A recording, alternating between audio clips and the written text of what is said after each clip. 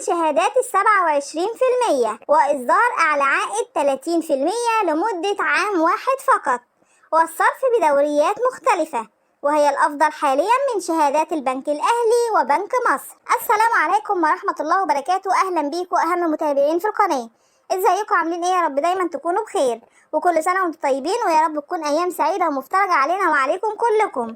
ويلا بينا نشوف الفيديو اللي معانا، بس ما تنسوش اللايك للفيديو يا أجمل متابعين. دايما عملاء البنوك بيدوروا على العائد السريع وليست الشهادات الطويلة اللي هي لمدة 3 سنوات، لأن منذ رفع أسعار الفايدة معظم الشهادات اللي أصدرت كانت شهادات لمدة 3 سنوات، وخصوصا ان العائد فيها كمان متناقص، زي شهادة البنك الأهلي وبنك مصر 30% السنوية، وأيضا الشهادات الشهرية اللي هي لمدة 3 سنوات. وهنا بدأ الجميع بالبحث عن شهادة جديدة بعائد مرتفع، وخصوصا ان معظم لجان الإليكو بالبنوك منعقدة طوال الأسبوع حاليا لمناقشة أسعار الفايدة لمنافسة باقي البنوك، وكل يوم بيتم إصدار شهادة جديدة أو حساب توفير جديد بعائد مرتفع في كتير من البنوك العاملة في مصر وليس البنك الأهلي أو بنك مصر. النهاردة هعرفك على أعلى عائد ادخاري لمدة عام واحد وبدوريات صرف مختلفة.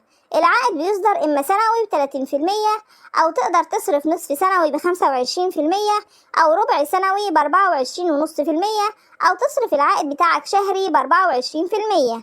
وكمان انت غير مربوط بالست شهور زي الشهادات اللي في البنوك التانية، وكمان تقدر تسحب أو تعمل إيداع على أموالك في أي وقت، لأن الوعاء ده هو حساب توفير تم إطلاقه في البنك العربي الإفريقي الدولي بمصر في جميع فروعه على مستوى الجمهورية.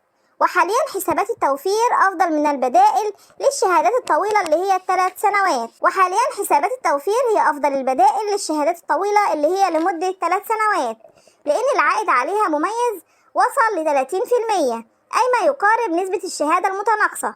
وكمان العائد تقدر تسحبه في أي وقت، وأموالك تقدر تسحبها بدون أي خسارة. وفي شهادات تانية كتير تم رفع أسعار الفايدة عليها، هننزلها لكم إن شاء الله في الفيديو الجاي. انتظروا معانا، وما تنسوش اللايك للفيديو والاشتراك وتفعيل الجرس عشان يوصلك كل جديد من أخبار البنوك. انتظرونا، إلى اللقاء.